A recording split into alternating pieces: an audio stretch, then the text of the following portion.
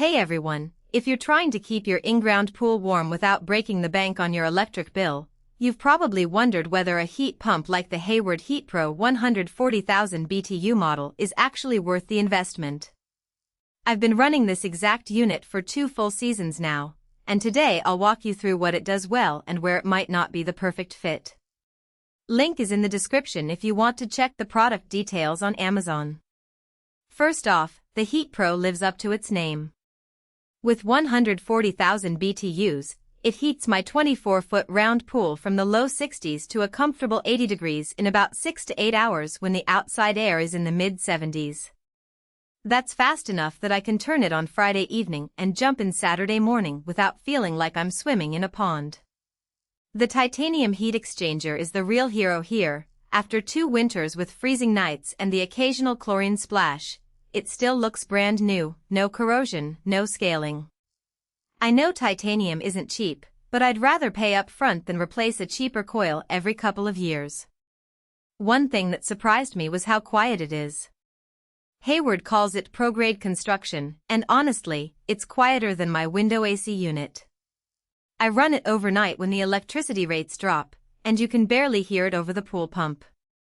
That's a big deal if your pool equipment pad is right next to the house or you have neighbors close by. Energy efficiency is where this thing really shines.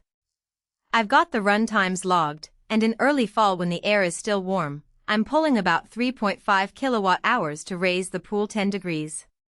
Even in late fall when the air dips to the 50s, it's still under 5 kilowatt hours. Compared to a gas heater that would burn through a small propane tank in a weekend, the savings add up fast.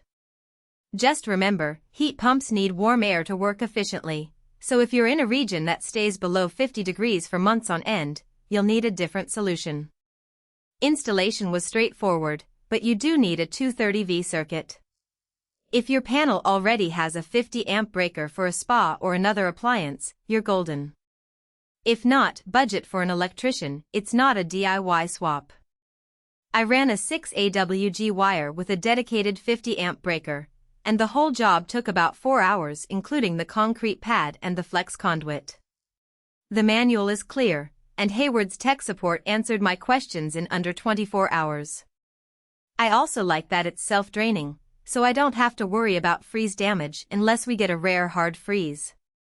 I just shut it off, open the drain plug, and let gravity do the rest. The digital thermostat is simple, set it and forget it, and the LED display is bright enough to read from the house without squinting. Now, let's talk about the times it's not ideal.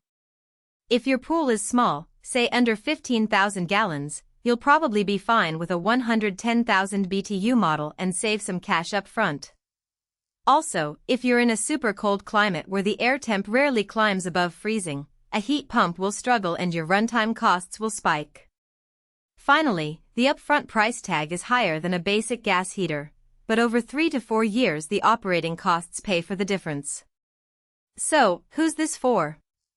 If you have a medium to large in-ground pool, you're in a moderate climate, and you want lower monthly bills with minimal noise, the Hayward HeatPro 140,000 BTU is a solid pick.